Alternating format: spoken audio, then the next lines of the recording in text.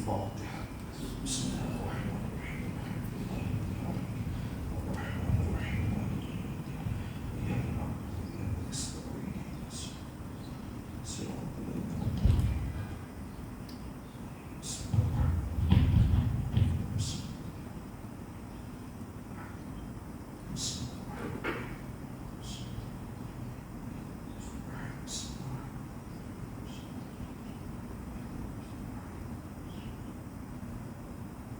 اللهم اغفر للمؤمنين والمؤمنات والمسلمين والمسلمات الأحياء منهم والأموات. اللهم تابع بيننا وبينهم بالخيرات إنك مجيب الدعوات إنك على كل شيء قدير برحمتك يا أرحم الراحمين. اللهم صل على محمد وآل محمد. أعوذ بالله من الشيطان اللعين الرجيم. بسم الله الرحمن الرحيم. الحمد لله الذي يخلق ولم يخلق ويرزق ولا يرزق ويطعم ولا يطعم. ثم الصلاة والسلام على عبدك ونبيك وصفيك ورسولك وخيرتك من الخلق أبي القاسم محمد. اللهم صل على محمد وآل محمد وعلى أهل بيته الطيبين الطاهرين المعصومين المظلومين سيما ابن عمه علي عليه السلام وهو النبأ العظيم والصراط المستقيم والقرآن الكريم وهو الصديق الأكبر والفاروق الأعظم وحبل الله المتين وإمام المسلمين ووصي رسول رب العالمين واللعنة الدائمة على أعدائهم أجمعين. أما بعد فقد قال أبو عبد الله جعفر بن محمد الصادق عليه الصلاة والسلام: من أنكر ثلاثة أشياء فليس من شيعتنا المعراج والمسألة في القبر والشفاعة. صلوات على محمد وآل محمد. اللهم صل على محمد وآل محمد. بسم الله الرحمن الرحيم. اللهم كل وليك الحجة ابن الحسن صلواتك عليه وعلى آبائه في هذه الساعة وفي كل ساعة وليا وحافظا وقائدا وناصرا ودليلا وعينا حتى تسكنه أرزك طوعا وتمتعه فيها طويل الله. ایک دفعہ مل جل کر باواز بلند صلوات پڑھیں. اللہم صل علی محمد وآل محمد. سامعین محترم، عزیزان گرامی قدر، مسلسل شبہ جمعہ کی مجالس میں جس موضوع سخن کو آپ کی خدمت میں بیان کیا جا رہا ہے وہ ہے سفر آخرت. اور آج الحمدللہ ہم اس سلسلے کے 35ویں مرحلے میں داخل ہو رہے ہیں. 34 تقاریر بحمد خدا اور بتائید محمد وآل محمد ہماری اس موضوع پر ہو چکی ہے، اور گزشتہ چند تقاریر سے آپ کی خدمت میں مرحلہ قیامت کو بیان کیا جا رہا ہے. اور آپ کی خدمت میں بیان کیا گیا کہ انشاءاللہ کوشش رہے گی کہ اس موضوع کو آئندہ 6-7 تقاریر میں سمیٹ دیا جائے اور اس کے بعد پھر ایک نئے موضوع کا باقاعدہ طور پر آغاز کیا جائے. سامعین محترم، دیکھیے دنیا یہ ایک امتحان گاہ ہے جہاں پر انسان ایک امتحان دینے کے لیے آیا ہوا ہے. کریم ہے اہل بیت علیہ السلام، کریم ہے ہمارے پیشوا، ہمارے رہنما، ہمارے ہادی، کہ جنہوں نے ہمیں زندگی کے تمام تر معاملات سے آگاہ کیا ہے.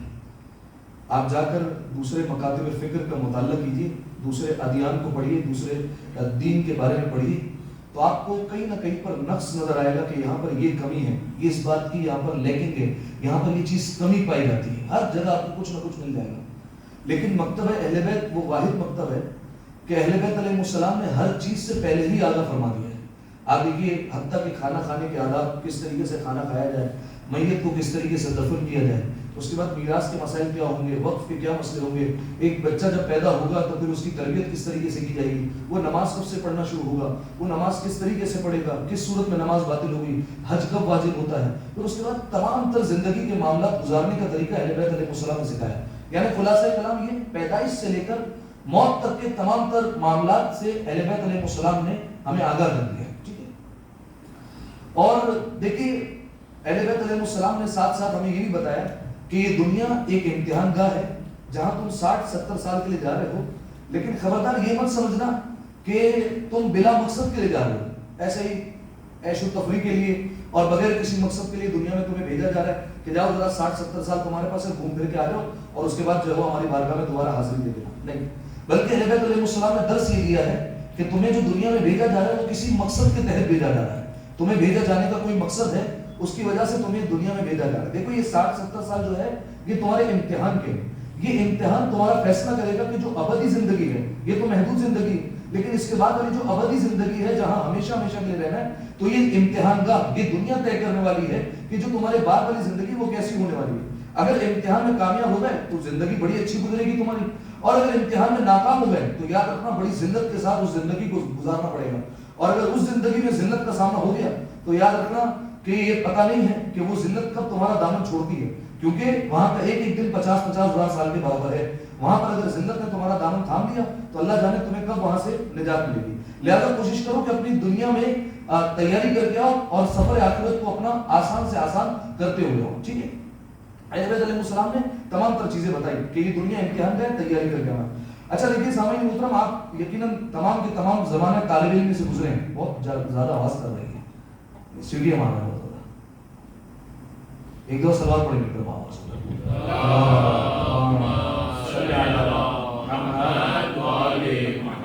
اس سے بہتر سوال پڑھیں گے پھر آواز.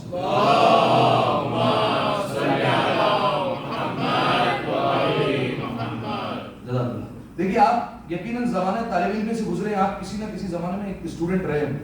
آپ جانتے ہیں کہ ہر انسان کی خواہش ہوتی ہے کہ امتحان سے پہلے اسے کوئی سوال بتا دے. ٹھیک ہے. چاہے جتنی بھی تیاری کر لے، پوری رات بیٹھ کر کتابوں کے رٹے مار لے، پوری رات بیٹھ کر کتابوں کو یاد کر لے، 500 صفحے کی اگر کتاب یاد نہیں کر لے گا تو ایک دل میں خواہش ہوگی، وہ کیا کہ کوئی آ کر سوال بتا دے کہ یہ سوال آنے والے ہیں تو ہمارے لیے ایک آسانی ہو جائے. ٹھیک ہے. یہ انسان کی فطرت ہے، امتحان سے پہلے چاہتا ہے کہ اسے سوالات کا پتہ چل جائے.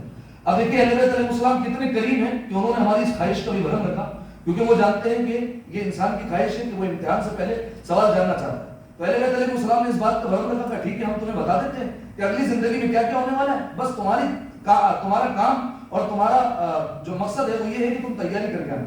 اب آپ ذرا سوچیے کہ ایک طالب علم کو ہم امتحان سے پہلے سب کچھ بتا دیں، یہ سوالات ہیں یہ آنے والے ہیں، اس کے بعد بھی اگر تیاری کر کے نہ جائے تو زمانہ اسے کہے گا یہ نالائق ترین ہے، سوال بتا دیے اس کے بعد بھی تیاری کر کے نہیں آیا. اب اہل بیت علیہ السلام نے سب کچھ بتا دیا. اب اگر بالفرض کوئی تیاری کر کے نہیں جاتا تو پھر اس میں اہل بیت علیہ السلام کا کوئی دوش نہیں ہے، پروردگار عالم کا کوئی قصور نہیں. اس نے تو ہدایت کا بندوبست کر دیا تھا، اس نے تمہیں سب بتا دیا. اب یہ تمہاری غلطی ہے کہ تمہیں سب بتا دیا پھر بھی تم تیاری کر کے نہیں ہے. ٹھیک ہے. اب اہل بیت علیہ السلام نے کیا بتایا؟ مولا یہ سفر آخرت کیسے شروع ہوتا ہے؟ مولا نے بتا دیا دیکھو قبضے روح سے ہوتا ہے. مولا یہ روح نکلنے کا معاملہ تو بڑا سخت ہے، کیسے روح نکلتی ہے؟ مولا نے کہا دیکھو ایک مرحلہ یہ ہے کہ روح کبھی کبھار ایسے نکلتی ہے کہ جیسے پھول سے خوشبو نکل جائے، اور کبھی کبھار روح ایسے نکلتی ہے جیسے بالفرض کسی جانور کو اس کی زندگی میں ٹکڑے ٹکڑے کر دیا جائے، اتنی سختی سے بھی نکلتی ہے. مولا ہم تو چاہتے ہیں ہماری آسانی سے روح نکلے. مولا نے کہا ٹھیک ہے یہ کام ہے یہ کر کے آنا، لیکن دیکھو ہر کام کے ساتھ ہماری محبت شرط ہے. ہماری محبت ہوگی تو یہ تمام تر کام تمہیں جو ہے وہ کام آنے والے آگے چلتا. ٹھیک ہے. مولا قبضے روح کے بعد کیا کریں گے؟ مولا نے کہا کہ دیکھو اگر قبضے روح ہو جائے گی تمہارا جسم ایسے ہی پڑا ہوگا، کسی کام کا نہیں ہوگا، دنیا والوں کی نگاہ میں تم بیکار ہوگے بالکل. اور اب یہ دنیا والے یہی سوچیں گے اگر اسے تھوڑی دیر کے لیے اور رکھ دیا تو یہ جسم سڑنے لگے گا، ہمارے درمیان بیماریاں پھیلے گا، لہٰذا اٹھاؤ اس کو اور جا کر جو ہے وہ ایک گڑھے میں دفن کر کے آ جاؤ. تو تمہیں دنیا والے اٹھائیں گے اور جا کر ایک گڑھے میں دفن کر دیں گے اور چھوڑ کر چلے جائیں گے. دیکھو وہاں پر پھر دو فرشتے آئیں گے اور ان دونوں کا نام منکر و نکیر بھی ہو سکتا ہے، مبشر و بشیر بھی ہو سکتا ہے. ٹھیک ہے. منکر و نکیر وہ ہے جو خوفناک صورت میں آئیں گے، मुबश्शिर बशीर वो है जो बड़ी अच्छी सूरत में आएंगे तुम्हारे हाथ में। अगर तुम चाहते हो कि वो दोस्त बनकर आए तो हम तुम्हें काम बता देते हैं, तो ये काम करके आ जाना, तो वो दोस्त बनकर आ जाएंगे। और अगर ये काम नहीं किए और फला फला कामों से नहीं बचे तो भाई याद रखना वो फिर मुनकर और नकीर बनकर आएंगे और खौफनाक सूरतों में आएंगे और फिर तुम्हें कोई रियायत नहीं मिलेगी। अच्छा मौला फिर वो कुछ पूछेंगे? मौला ने कहा हाँ 6 सवाल पूछेंगे। अब मौला ने सवाल बता दिए। देखो वो पूछेंगे तुमसे सबसे पहले आकर तुम्हारा रब कौन है, तो तुम जवाब में कहना कि अल्लाह मेरा रब है। फिर वो तुमसे पूछेंगे रसूल कौन है, तो तुम बताना कि मोहम्मद मेरे रसूल है। फिर वो इमामों के बारे में पूछेंगे तो तुम 12 इमामों के नाम बताना। फिर किबले के बारे में पूछेंगे तुम काबा बताना। फिर उसके बाद वो तुमसे किताब के बारे में पूछेंगे तुम कुरान बताना। दीन के बारे में पूछे तुम इस्लाम बता देना। और देखो 6 सवाल के अगर जवाब दे दिए तो फिर वो 3 सवाल और पूछेंगे। नेमत के बारे में पूछेंगे, कहां से हासिल की, कहां गुजारी, जिंदगी किस तरीके से गुजारी, इस बारे में पूछेंगे। अगर तो तुम कामयाब हो गए तो तुम्हारी कब्र को जो कितनी जगह है, एक कमरे से भी कम, यानी बल्कि आधी कमरे से भी कम, 1 मीटर 2 मीटर, इससे ज्यादा तो बड़ी कब्र नहीं होती है, का उसी को वो जन्नत बनाकर चले जाएंगे अगर तुमने सवाल के जवाब दे दिए। लेकिन अगर सवाल के जवाब नहीं दिए तो उसी कब्र को, उसी गड्ढे को जहन्नुम का गड्ढा बनाकर चले जाएंगे। अच्छा मौला पर ये कब्र में कब तक रहना है? देखो इसका जवाब ये है कि जैसे ही तुम्हारे सवाल जवाब खत्म होंगे उसके बाद तुम्हारा बरज़ख का सफर शुरू हो जाएगा। अब तुम्हें बरज़ख का सफर तय करना होगा। तो मौला बरज़ख में कहाँ रहेंगे? कहा देखो 2 जगह हैं, 2 जगहों में से तुम इंतखाब करो तुम्हें कहाँ रहना है। चाहो तो वादी सलाम चले जाओ, नजफ अशरफ में अमीरुल मोमिनीन के जवार में रहना चाहो तो वहां भी रह सकते हो, और अगर चाहो यमन में वादी बलूद में जहां सारे गुनहगार की रवा जाती है तो वहां भी चले जाओगे। तुम्हारा फलसफा क्या है, कौन वादी सलाम जाएगा और कौन वादी बलूद जाएगा? मौलाना ने कहा देखो अगर हमारी मोहब्बत के साथ अच्छे अमल किए तो वादी सलाम जाओगे, और अगर बुरे अमल किए या अच्छे अमल भी किए लेकिन हमारी मोहब्बत नहीं हुई तो वादी बलूद जाना पड़ेगा। अच्छा मौला फिर ये बरज़ख का सफर कितना लंबा है, कब तक रहना है, ये तो हम तुम्हें नहीं बता सकते, ये परवरदिगार आलम का राज है। हाँ बस इतना याद रखो जिधर कयामत आएगी, जिधर सूख उगा जाएगा तुम्हें कब्र से उड़ जाना होगा। मौला ये मैदान कयामत क्या है, क्या होने वाला है? कहते हम तुम्हें पहले से बता रहे हैं, मैदान कयामत में आने का मंजर ही खौफनाक होगा। बाज लोग होंगे जिन्हें मुजरिमों की तरह हाथ बांधकर फरिश्ते घसीट कर मारते हुए ला रहे होंगे। अगर तुम चाहो तो ऐसे भी आ सकते हो, और अगर चाहो तो तुम्हारे लिए सवारियां लाई जाएंगी, फरिश्ते तुम्हारे प्रोटोकॉल के लोग तुम्हें बड़ी बड़ी सवारियों पर बिठाकर मैदान कयामत में लेकर आएंगे। अच्छा फिर मौला क्या होगा? फिर देखो तुम्हारे नामे अमाल खुलेंगे, उसके बाद फैसला होगा कि तुम्हें कहाँ जाना है। अगर सीधा हाथ में दे दिया तो तुम्हारे लिए बशारत है, उल्टे हाथ में दे दिया तो तुम्हारे लिए जो है वो ये अजाब की जो है वो घंटी है कि तुम्हें अजाब जो है वो दिया जाएगा। मौला उसके बाद कहते उसके बाद हिसाब किताब का मरहला आएगा, तुमसे पूछा जाएगा मौला हिसाब कौन लेने वाला है? कहते वो हम अहले बैत अलैहिस्सलाम खड़े होंगे, हम ही हिसाब किताब लेंगे, हम ही तुमसे कुछ सवाल जवाब पूछने वाले। मौला उसके बाद देखो मीजान का मरहला होगा, अमाल तुम्हारे तोले जाएंगे और फैसला होगा कि अगर नेकियां ज्यादा है तो तुम्हारे लिए खुशबख्ती है, और अगर बिल्कुल बुरे अमाल ज्यादा है तो बदबख्ती है तुम्हारे लिए। मौला फिर क्या होगा? का पुलिस रात का मरहला। मौला ये इतने सारे मामला हो गए, इसमें कोई रियायत है या नहीं है? मौला ने कहा बिल्कुल रियायत है, उसी रियायत को शिफात कहते हैं। देखिए यानी अगर बिल्कुल तुम अमाल लेकर आ गए हमारे पास और उस अमाल में हमने देखा कि कोई कोताही हो गई, कहीं ना कहीं कमी रह गई, तो फिक्र मत करना, क्योंकि तुम अमाल करके आए हो तो हम तुम्हारी शिफात करेंगे, हम तुम्हारी सिफारिश करने वाले। लेकिन अगर देखो अगर तुम हमारे आसरे पर गुनाह करते रहे और अगर तुम इस बात पर अहले बैत अलैहिस्सलाम है वही जामिन है, अब जितने गुनाह करना चाहो तो गुनाह करो, तो याद रखना अहले बैत अलैहिस्सलाम की तुम्हें शिफात नहीं मिलने वाली है। अगर तुमने तमाम तर अमाल को नमाज वगैरह को हल कर लिया तो हमारी शिफात तुम तक नहीं पहुंचने वाली। ठीक है, अच्छा देखिए सामने मोहतरम, अब शिफात तक हमारी बात हुई थी और आपकी खिदमत में बयान किया था कि ये शिफात शियत के मुसलमात में से अगर कोई शिफात का इनकार करते तो शिया है या नहीं है या नहीं है, क्योंकि मैंने आपके सामने छठे इमाम की हदीस पेश की थी, मन अनकरा सलासत अशियाइन फलैसा मिन शियतिना, जो 3 चीजों में से किसी एक का इनकार करते हैं हमारे शियों में से नहीं है। कौन सी चीज है? नहीं, अच्छा तो बताइए। एक शफात है, एक मेराज जिस्मानी है, देखिए हम यानी ये की तरफ ना रसूलुल्लाह मेराज पर गए थे जो जिस्म के साथ गए थे। आप बताइए।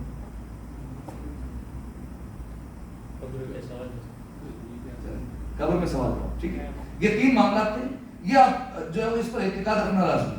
अगर बिल्कुल इसमें से किसी एक का इनकार कर देता है तो फिर वो शिया नहीं रहता है। ठीक है, अच्छा शफात किसे कहते हैं? शफात कहते हैं सिफारिश को। देखिए हमारा ये अकीदा है, अगर हमने इनकार कर दिया हम शिया नहीं है। बाकी मकतब फिक्र आपको ऐसे मिलेंगे जो शिफात का बिल्कुल इनकार कर देते हैं, हम शिफात को मानते नहीं है, यानी इंसान के अमाल सब कुछ है, वहां किसी की शिफात का काम नहीं आएगी। ऐसे भी लोग हैं जो ये अकीदा रखते हैं, ठीक है, कि इंसान अपने अमाल के बलबूते पर जो है वो सफर तय करेगा आखिरत का, उसे शिफात काम नहीं आने वाली।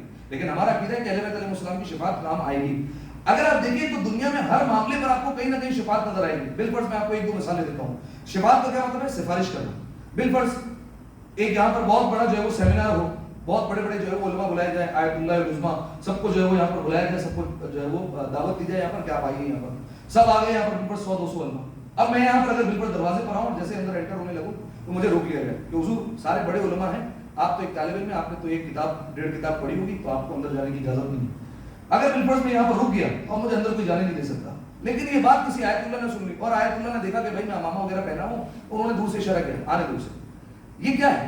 یہ انہوں نے شفاعت کی, یہ انہوں نے سفارش کی, ان کے کہنے پر مجھے اندر آنے نہیں لگے, اس کو کہتے ہیں شفاعت. اسی طریقے سے آپ کی زندگی میں کئی معاملات پر شفاعت جو ہے وہ آپ خود کرتے ہیں. بالفرض آپ کے پاس جو ہے وہ مدد کرنے کے لیے وسائل نہیں ہیں, لیکن آپ جانتے ہیں فلاں بندہ جو ہے وہ میرے کہنے پر مدد کر دے گا, یہ کہے گا تو مدد نہیں ہوگی, لیکن اگر میں ایک فون کر دوں تو میرے فون کرنے پر اس کی مدد ہو جائے گی. آپ نے فون کیا, حضور یہ بندہ آ رہا ہے, میں اس کو بھیج رہا ہوں, آپ اسے ذرا جاب پر رکھ لیں. اب بالفرض وہ وہاں گیا, نہ اس کا انٹرویو ہوا, نہ اس سے کچھ پوچھا گیا, ڈائریکٹ جاب پر رکھ لیا گیا. یہ انٹرویو وغیرہ کیوں نہیں ہوا؟ کیونکہ آپ نے کہا تھا. یہ جو آپ نے کہا ہے اسے کیا کہتے ہیں؟ اسے شفاعت کہتے ہیں, اسے سفارش کہتے ہیں. تو دنیا میں زندگی میں ہر معاملے پر شفاعت ہوتی ہے. تو ماننے والے ماننے پر آتے ہیں تو دنیا کی شفاعت مانتے ہیں, لیکن اگر نہ ماننے پر آتے ہیں تو محمد والے محمد کی شفاعت کو انکار کر دیتے ہیں. لہذا صاحب محترم, یہ شفاعت کا عقیدہ مسلمات تشیع میں سے, اس کو ماننا ضروری ہے. اگر کوئی انکار کرتا ہے تو پھر شیعہ نہیں. اب میں نے آپ کے سامنے اگر یاد ہو تو گزشتہ تقریر میں کچھ ہستیوں کی شفاعت پیش کی تھی. شہزادی کونین کی شفاعت پیش کی, حضرت عباس کی شفاعت پیش کی. آج ایک ہستی کی شفاعت پیش کرنی ہے اور یہیں پر ہماری بات ختم ہو جائے گی, اور وہ ہے سید الشہداء ابو عبداللہ امام حسین علیہ السلام.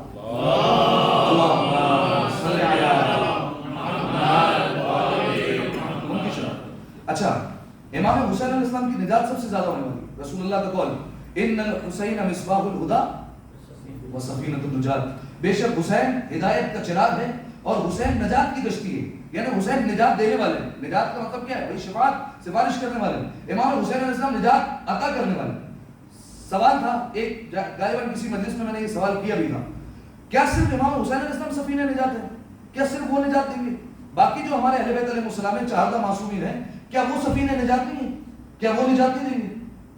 اگر ہیں تو پھر رسول اللہ کو ان کے لیے بھی کہنا چاہیے تھا کہ یہ سب کے سب سفینہ نجات ہے, لیکن رسول اللہ نے کہا حسین نجات کی کشتی ہے, باقی نجات کی کشتیاں نہیں. بالکل ہے.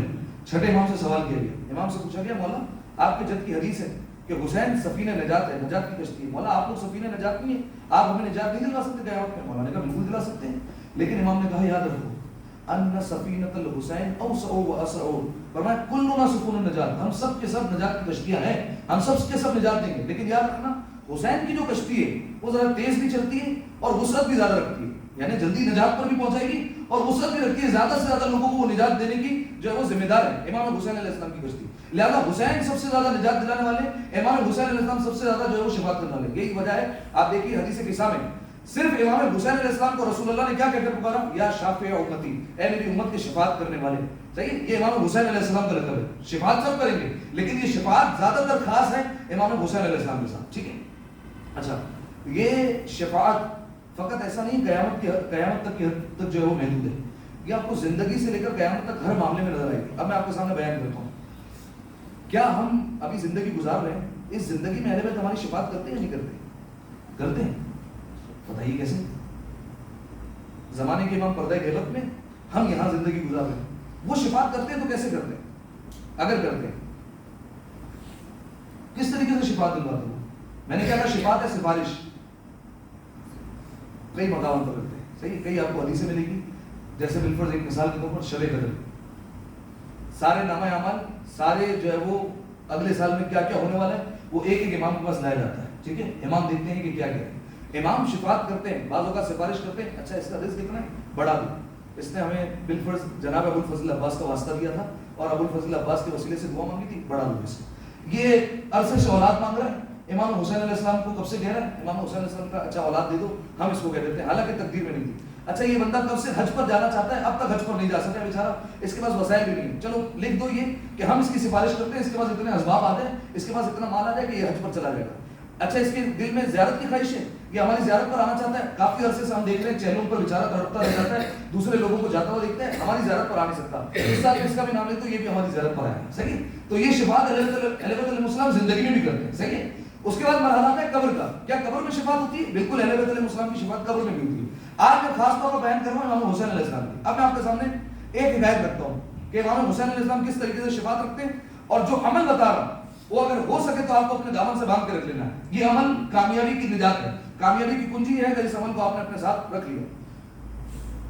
اس واقعے کو لکھا شیخ عباس قمی نے اپنی کتاب مفاتیح الجنان میں. آج مفاتیح الجنان ہر جگہ موجود ہے، ہر امام بارگاہ میں آپ کو مل جائے گی، ٹھیک ہے. آج بھی دنیا میں کوئی ایسی جگہ نہیں ہوگی یا کوئی نہ کوئی ایسی جگہ تو ہوگی جہاں پر مفاتیح الجنان اس وقت بھی پڑھی جا رہی ہے، صحیح، کیونکہ ظاہر ہے پوری دنیا میں ہر امام بارگاہ میں، ہر مسجد میں، ہر گھر میں پڑھی گی، کہیں نہ کہیں جو ہے وہ مفاتیح الجنان دعاؤں کے لیے کھولی ہی جاتی ہے. لہذا شیخ عباس قمی، اچھا وجہ کیا تھی کہ یہ مشہور کیوں ہوئے تھے شیخ عباس قمی اور آج ان کی کتاب کیوں ہے مسجدوں میں؟ اس کی بھی وجہ ہے. اس کی وجہ یہ ہے کہ شیخ عباس قمی جو علماء نے بیان کیا کہ شیخ عباس قمی اپنی پڑھائی کیا کرتے تھے اور سارا علوم اپنے ہاتھوں سے لکھا کرتے تھے. ایک مرحلہ ایسا ہے کہ ان کے والد ہر دفعہ جو ہے وہ مسجد میں جاتے تھے اور آ کر شیخ عباس قمی کو بتایا کرتے تھے کہ فلاں خطیب مسجد میں ہے، بڑی اچھی مجلس سے پڑھتا ہے، بہت اچھا بیان اس کا، مجھے بڑا مزہ آتا ہے سننے میں. تو شیخ عباس قمی کچھ نہیں کہتے تھے، لیکن ایک دن سوچنے لگے کہ میرے والد اتنا کیوں کہتے ہیں، ذرا دیکھوں تو صحیح کہ کون سے ایسے خطیب ہے کہ جو اتنا اچھا بیان کرتے ہیں. تو گئے، اب جب جا کر بیٹھے تو والد صاحب کے ساتھ گئے اور جیسے وہاں پر جا کر بیٹھے تو خطیب آیا ممبر پہ اور اس نے بیان کرنا شروع کیا. تو جیسے ہی بیان کرنا شروع کیا تو شیخ عباس قمی نے نگاہیں اٹھائی کہ یہ تو ایسا بیان ہے جو سنا سنا لگا. اب جو دیکھا کہ ان کے ہاتھ میں کتاب جو تھی وہ شیخ عباس قمی کی کتاب تھی، انہی کی کتاب سے پڑھ کر جو ہے وہ مجلس سے پڑھ رہے تھے اور ان کے والد کو وہ مجلس سے بڑی پسند آتی تھی، ٹھیک ہے. اب جب مجلس ختم ہوئی تو ان کے والد نے شیخ عباس قمی سے پوچھا کہ دیکھا میں نہیں کہتا تھا اتنی اچھی مجلس سے پڑھتا ہے، تم کیا کہتے ہو اچھی مجلس تھی یا نہیں تھی؟ کہا بالکل بابا جان بڑی اچھی مجلس سے پڑھی. مجھ جیسا کوئی ہوتا اپنے والد کے سامنے کہہ دیتا وہ اس میں کیا کام تھا، ہماری تو مجلس سے لکھی ہوئی ہے، ہم نے تو اس کو لکھ کر دی تھی. لیکن شیخ عباس قمی تھے نا، والد کے سامنے 2 لمحے کے لیے سکوت اختیار کر لیا.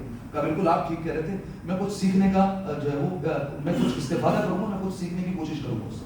بس یہ جواب دیا. پروردگار عالم کو علماء نے اتنی زیادہ پسند آئی کہ آج ان کی یہ کتاب مفاتیح الجنان گھر گھر میں پہنچ گئی. قرآن کے بعد جو دوسری کتاب کا نام آتا ہے مفاتیح الجنان کا آتا ہے. ہر امام بارگاہ میں، ہر مسجد میں ان کی کتاب ہے، صحیح. تو مفاتیح الجنان میں شیخ عباس قمی نے اس واقعے کو لکھا. انہوں نے نقل کیا محدث نوری سے اور محدث نوری نے نقل کیا ایک اور عالم جن کا نام ہے شیخ محمد علی یزد. انہوں نے جو ہے وہ یہ واقعہ بیان کیا. ان کے جو ہے وہ ایک دوست تھے شیخ محمد علی یزد کے، ان کا انتقال ہو گیا. اب جب انتقال ہوا تو 1 مہینے کے بعد یہ جو دوست ہے وہ اس کے ایک عالم کے خواب میں آئے اور جیسے ہی خواب میں آئے تو دیکھا کہ بڑے اچھے جو ہے وہ ماحول میں اور لباس فاخرانہ پہنا ہے، بہت اچھا جنتی لباس پہنا ہوا اور ان کے آگے پیچھے جنت کے خدام وغیرہ سب گھوم رہے ہیں، بڑی اچھی جگہ پر موجود ہے. تو فوراً سوال کیا، کہا تمہارے اعمال اتنے خاص تو نہیں تھے، میں تمہیں جانتا تھا تم گنہگار تھے، تو اتنے اچھے مقام پر کیسے پہنچ گئے، اتنا بڑا مقام حاصل کر لیا؟ کہا آپ نے بالکل ٹھیک کہا، کل تک میں عذاب میں مبتلا ہوں، یعنی جو پچھلے 1 مہینے سے میں عذاب جھیل رہا ہوں، قبر میری آگ سے بھری ہوئی تھی، میں عذاب جھیل رہا تھا، لیکن کل مجھے شفاعت مل گئی اور میری سفارش ہو گئی. کہا وہ شفاعت کس نے کی؟ کہا امام حسین علیہ السلام. کہا وہ کیسے شفاعت کی؟ کہا دراصل معاملہ یہ ہے کہ کل اس قبرستان میں ایک خاتون کو دفن کیا گیا. جب اس خاتون کو یہاں پر دفنایا گیا تو امام حسین علیہ السلام 3 دفعہ آئے قبرستان میں. پہلے جب میت لائی گئی تب امام حسین علیہ السلام آئے، پھر جب اس عورت کو قبر میں اتارا گیا امام حسین علیہ السلام پھر آئے، اور جب قبر بند کر دی گئی امام حسین علیہ السلام پھر آئے. اور امام حسین علیہ السلام جب آئے تو امام حسین علیہ السلام نے یہ کہا کہ پورے قبرستان کو اس خاتون کی وجہ سے شفاعت کر دو، جو جو عذاب میں مبتلا سب پر سے عذاب ہٹا دو، سب کو نجات دے دو عذاب سے، اور سب کو میری طرف سے لباس فاخرانہ دے دو، جنت کا لباس عطا کرو میری جانب سے. حسین ابن علی کہہ رہے ہیں. اب امام حسین علیہ السلام صاحب کن ہے، وہ نہ کہے اور نہ ہو ایسا ہو نہیں سکتا. لہذا امام حسین علیہ السلام نے کہا اور ادھر ہو گیا، سب کو لباس تقسیم کی گئے اور سب کو نجات ملی. اچھا دیکھیے یہاں پر ایک سوال آپ کے ذہنوں میں آ سکتا ہے، کیا اس قبرستان میں اگر کافر ہوں گے تو انہیں بھی نجات مل جائے گی؟ سوال ہے نہیں. دیکھیے ہر جملے کے ساتھ شرط ہوتی ہے. کائنات میں جتنے جملے بولے جاتے ہیں ان کے ساتھ کوئی نہ کوئی شرط ہے. بالفرض اگر یہ جملہ بھی کہا جا رہا ہے نا قولوا لا الہ الا اللہ تفلحوا، لا الہ الا اللہ کہو کامیاب ہو جاؤ گے، تو یہ لا الہ الا اللہ بولنے کے ساتھ بھی شرط ہے.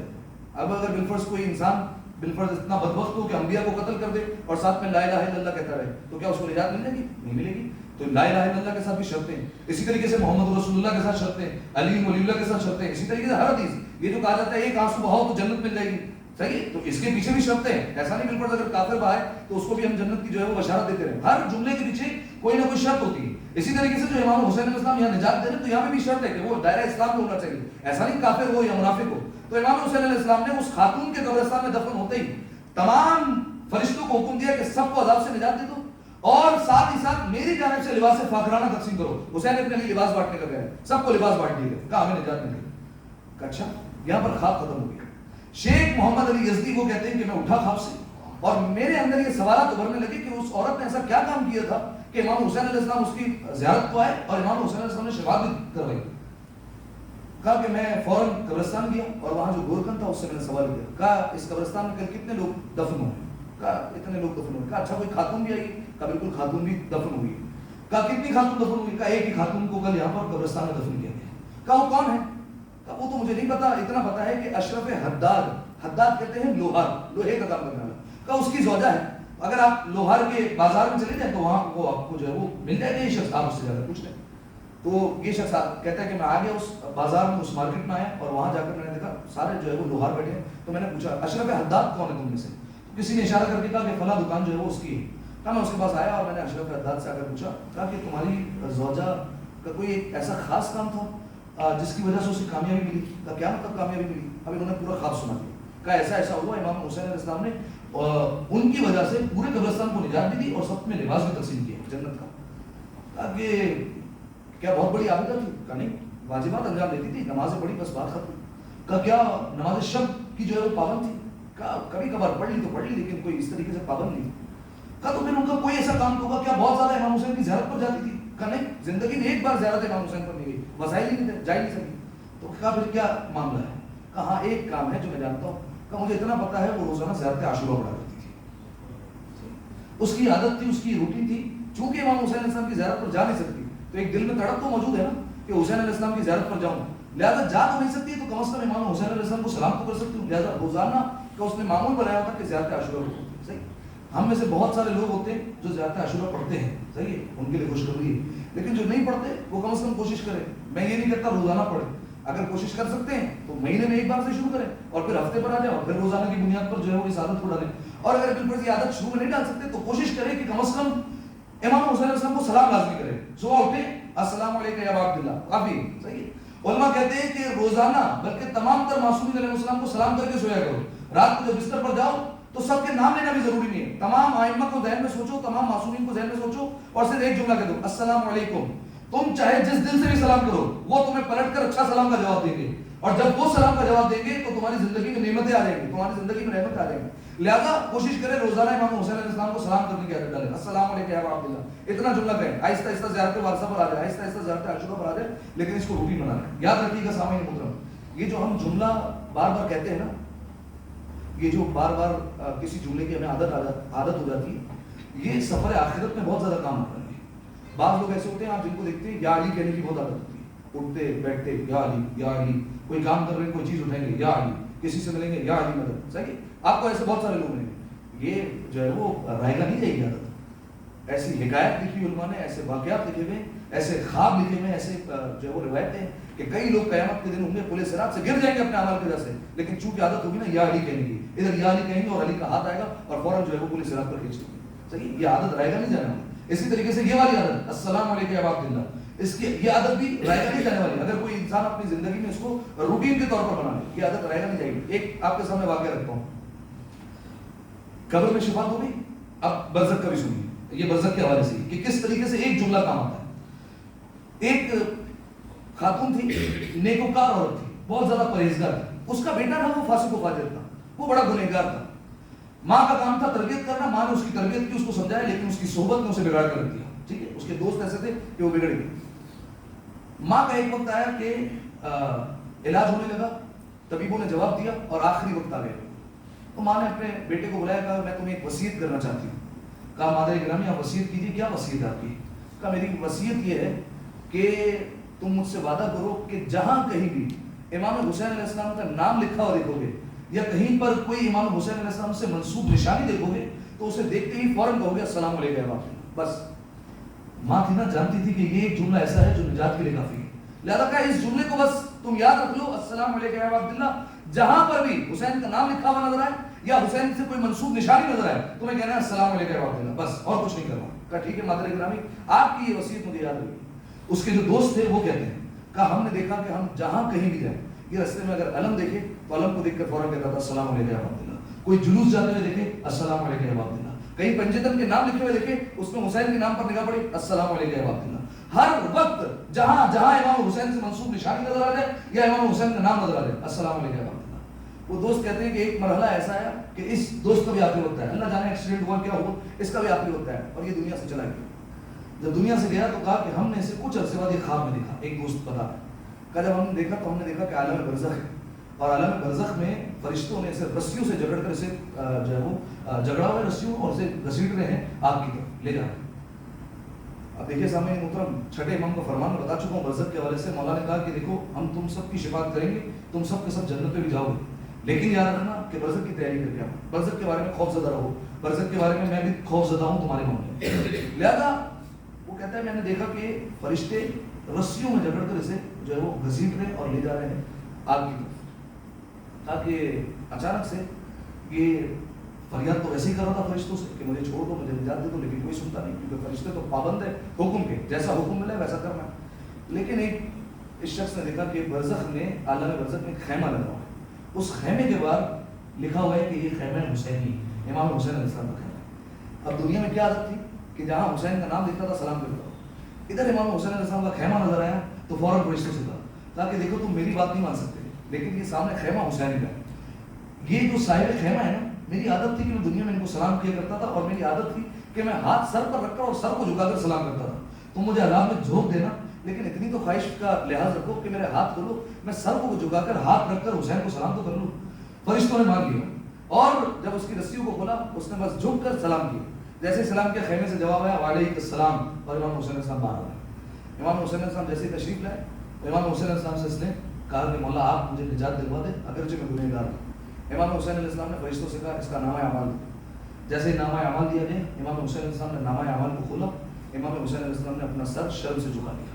صحیح، اللہ نہ کرے کبھی ایسا ہو کہ ہمارے زمانے کے امام ہمارے اعمال دیکھے، ہر شب جمعہ جاتے ہی مولا کے پاس اعمال، اور ہمارا امام ہمارے نامہ اعمال کو دیکھے اور اپنے سر کو جھکا لے. خدا کی قسم دوزخ سے زیادہ یہ سخت ہے کہ امام سر کو جھکا لے. یہ دوزخ سے زیادہ سخت عذاب ہے کہ امام جو ہے وہ نگاہوں کو جھکا لے. امام حسین علیہ السلام شرمندہ ہوئے کہ تیرے اعمال ایسے تو ہمارا چاہنے والا.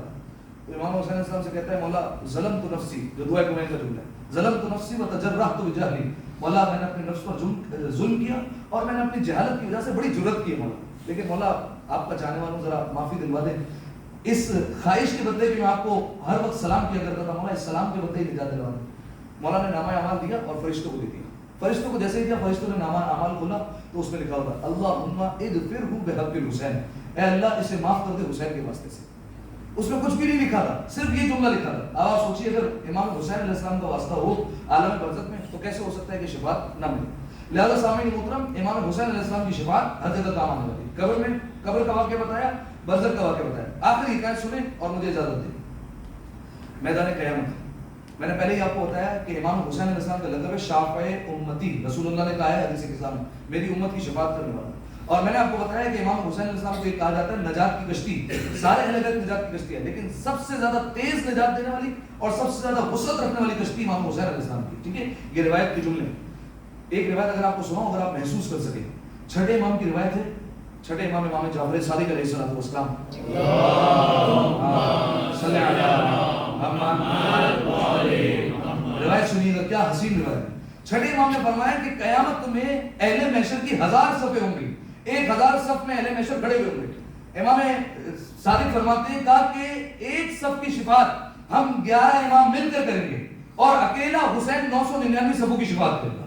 ٹھیک ہے، اتنی وسیع شفاعت ہوگی امام حسین علیہ السلام کی میدان قیامت میں. 999 صفوں کی شفاعت خود امام حسین علیہ السلام کرنا ہے اور باقی ایک صف کو تمام 11 امام مل کر بخشوانا ہے. ٹھیک ہے، اب آپ امام حسین علیہ السلام کی شفاعت کا اندازہ لگائیے. اور اب اسی پر جو ہے وہ ایک حکایت سن لیں.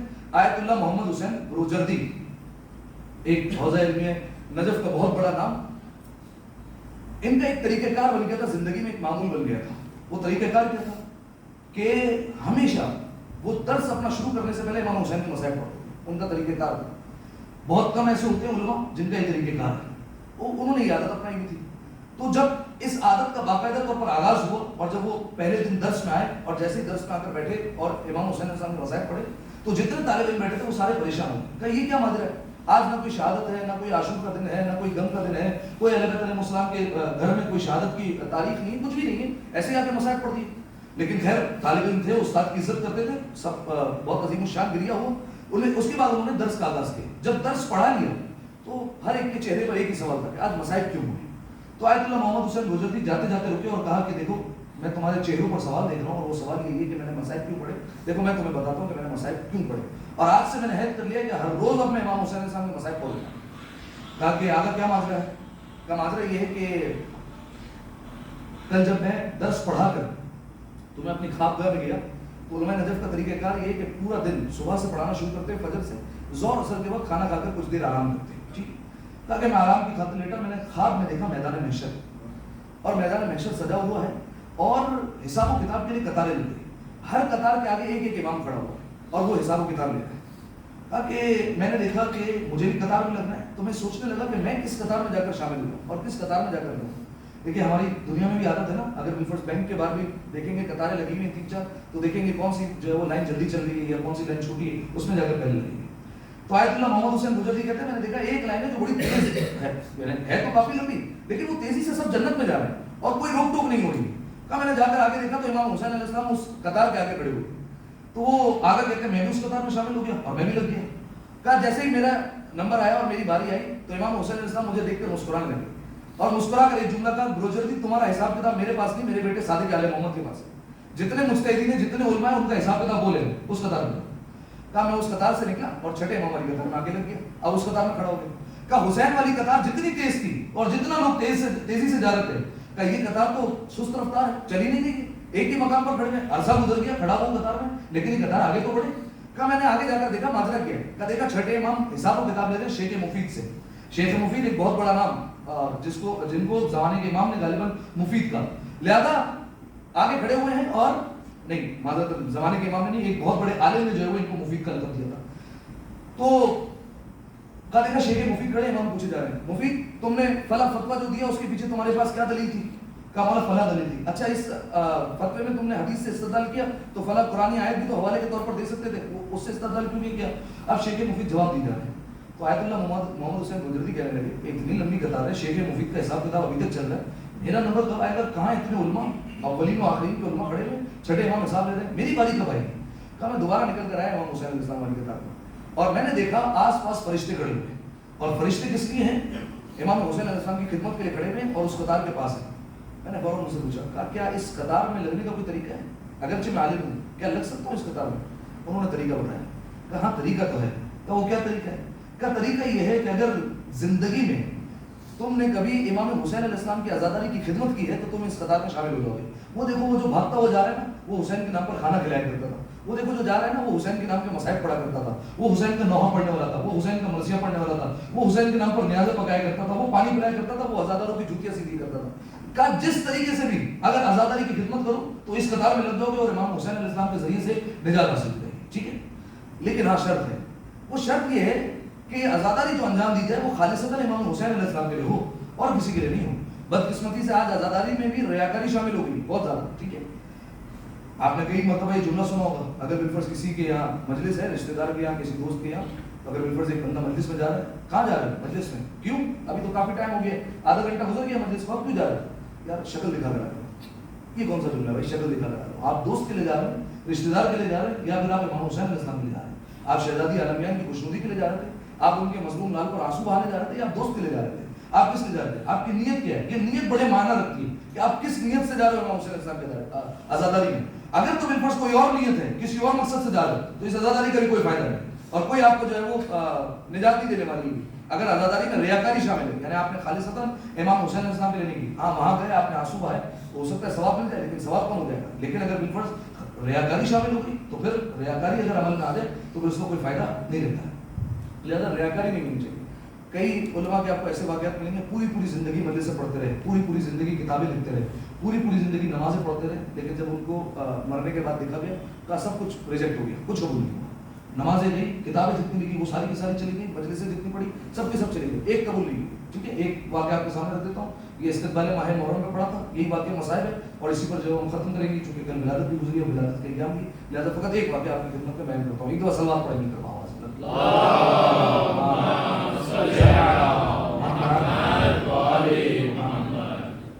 ایران کے ایک بہت بڑے خطیب، اب دیکھیے گا عزاداری میں کتنا خلوص جو ہے وہ شامل ہونا چاہیے. بہت بڑے خطیب جن کا کام تھا مجلس سے پڑھنا، اور علماء نے بیان کیا کہ وہ اتنے مصروف خطیب تھے کہ محرم الحرام میں ان کے پاس وقت نہیں ہوتا تھا. ایک گھر سے نکلے دوسرے گھر سے نکلے تیسرے گھر سے نکلے امام بارگاہ، اس طریقے سے پورا دن ان کا تقسیم ہوا ہوتا تھا اور مختلف امام بارگاہوں میں جا کر مسائل اور فضائل کا تذکرہ کرتے تھے، کچھ وقت اور کچھ دیر. ان کا طریقہ کار تھا. لہذا جب ایک گھر پر مجلس ادا پڑھنے کے لیے گئے، محرم الحرام کے دن تھے اور بہت مصروف تھے، تو ایک مجلس کے بعد جب نکلے تو چھوٹے بچے جو ہے وہ آ گئے اور ان کا دامن تھام لیا اس ذاکر کا اور کہا کہ ہم بچوں نے مل کر پیسے جمع کیے اور اپنے گھر پر مجلس رکھی. تو آپ ہمارے گھر پر آ کر مجلس پڑھ دیں گے. اب دیکھیے بچوں نے جمع کیے تو پیسہ پاک, بچوں نے مجلس کیے تو نیت صاف, سب کچھ خالصتاً امام حسین علیہ السلام نے کہا آپ مجلس پڑھ دیں گے.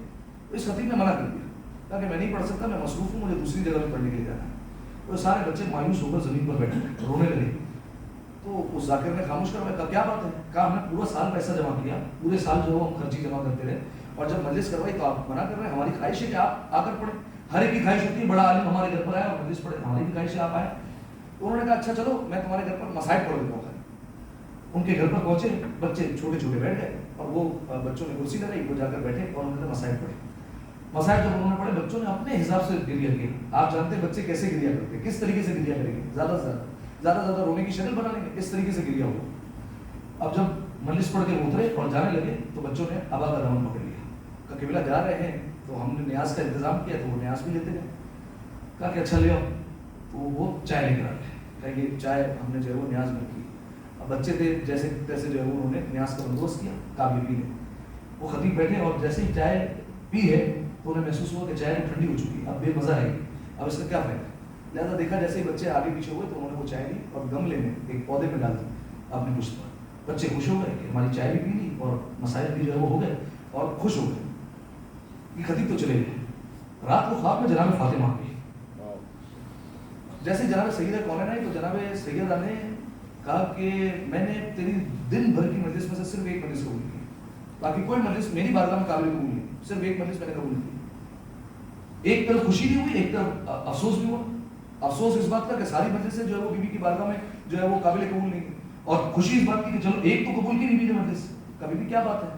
کہا باقی ساری مجلسیں اس لیے قبول نہیں ہوئی کیونکہ تمہاری ہر مجلس میں کوئی نہ کوئی نیت ہوتی تھی. بالفرض کہیں پر تمہاری یہ نیت ہوتی تھی, بالفرض کہ وہاں پر نیاز اچھی ہوتی ہے, وہاں پر بالفرض ہدیہ اچھا مل جاتا ہے, یا وہاں پر جو ہے وہ مجمع زیادہ ہوتا ہے, یا وہاں پر جو ہے وہ لوگ بڑے اچھے ہیں, اس لیے تم جو ہے وہ جا کر پڑھتے تھے امام حسین علیہ السلام کے لیے, لیکن کہیں نہ کہیں یہ نیت شامل ہو جاتی تھی.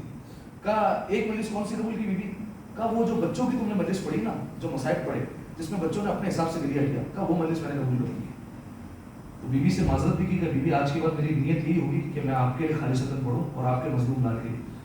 اس کے بعد بیوی نے جاتے جاتے ایک جملہ کہہ دیا, کہا کہ دیکھو وہ جو چائے تم نے گملے میں پھینک دی نا, کا تبرک کا احترام کیا کرو. کہ وہ جو چائے تھی نا وہ بچوں کے ساتھ مل کر فاطمہ زہرا نے بنائی تھی. ٹھیک, اب آپ سوچیے امام حسین علیہ السلام سے کتنی چیزیں منسوخ ہو جاتی ہیں, ہر ایک چیز کا احترام لازم ہے. آپ خود اپنی عزاداری کو پرکھیے کہ اگر بالفرض آپ اپنے گھر پر عزاداری کرتے یا آپ مسجد میں بالفرض پروگرام کرواتے ہیں عزاداری کا, یا بالفرض آپ عزاداری میں شرکت کرنے کے لیے جاتے ہیں, کہیں ماتمداری میں جاتے ہیں, کہیں نواخانی کے لیے جاتے ہیں, آپ کی نیت کیا ہوتی ہے, آپ کس لیے جاتے ہیں؟ ایسا تو نہیں کہ آپ کی نیت کوئی اور ہو, امام حسین علیہ السلام کی نیت ہو. آپ اپنے آپ کو خود چیک کریں. اگر ایسا ہے تو اپنی نیت کو فوراً خالص کر لیجیے امام حسین علیہ السلام کی خاطر, اور جتنی چیزیں امام حسین علیہ السلام سے منسوخ ہو جائے. یہ تبرک ہم جو ہے وہ کتنا ضائع کر دیتے, کتنے مقامات پر ہم دیکھتے ہیں کہ بالفرض لوگوں نے لیا اور اسے پھر جو ہے وہ کہیں سائڈ پر رکھ دیا. شہزادی کونین کا جملہ یاد رکھیے کہ یہ جو نیاز ہوتی ہے یہ ایسے نہیں ہوتے. بزرگ ایک جملہ کہا کرتے تھے نا کہ یہ جب چاول کی دیگ بھی پوری بن جاتی تھی تو آخری دانہ جو ہے وہ شہزادی کونین کا ہوا کرتا تھا, یعنی جو آخر میں چیک کیا جاتا ہے کہ کس طریقے سے نیاز جو بنی اور اچھی بنی یا نہیں بنی, تو کہا وہ آخری دانہ جو ہے وہ شہزادی کونین دیتی. یہ بزرگ ایسے ہی اہتمام نہیں کرتے تھے کہ اگر بالفرض نیاز بنانے کے لیے جا رہے ہیں تو پہلے وضو کریں گے, اگر بالفرض جو ہے وہ نیاز کے لیے سامان خریدیں گے تو پہلے چیک کریں گے یہ جو مال ہے یہ حلال ہے نا, کہیں ایسا تو نہیں اس پر جو ہے وہ اہل بیت علیہ السلام کا حق باقی ہے, اس پر خمس میں نے نہیں نکالا ہوا ہے, یا جو ہے وہ یہ مال حرام طریقے سے جو ہے وہ کمایا, کہیں ایسا تو نہیں ہے. یہ جو ہے وہ سارے بزرگ جو ہے وہ چیزیں چیک کیا کرتے تھے. برتن جتنے ہیں وہ پاک ہیں یا نہیں ہے, جتنے لوگ پکانے والے وہ سارے پاک و پاکیزہ ہیں یا نہیں ہے. تو یہ تمام تر جو ہے وہ بزرگ احترام کیا کرتے تھے. کس وجہ سے احترام کیا کرتے تھے؟ کیونکہ منسوب ہو گئی شہزادی کونین سے. بس آخر میں دعا ہے پروردگار عالم سے, پروردگار ہماری سفارت کو اپنی بارگاہ میں قبول فرما. اللہ والے خالصتاً امام حسین علیہ السلام کی عزاداری کرنے کی توفیق عطا فرما. اللہ والے ہمارے خلوص میں مزید اضافہ فرما. زمانے کے امام کے ظہور میں تعجیل فرما. امام کی محبت میں, معرفت میں, اطاعت میں مزید اضافہ فرما. جتنے حاضرین تشریف فرمائے میرے مالک اگر کوئی پریشان ہے تمام کی پریشانی دور فرما. تمام کے رزق میں مزید وسعت عطا فرما. جنت البقیع کی تعمیر کے اسباب جلد از جلد مہیا فرما. زمانے کے امام کا ظہور میں تعجیل فرما. ہمیں ان کے اعوان و انصار میں شمار فرما. امام کے چہرے کا دیدار بار بار نصیب فرما. ان تمام دعاؤں کی قبولیت کے لیے, اپنی صحت و سلامتی کے لیے ایک دفعہ مل کر بآواز بلند سلام.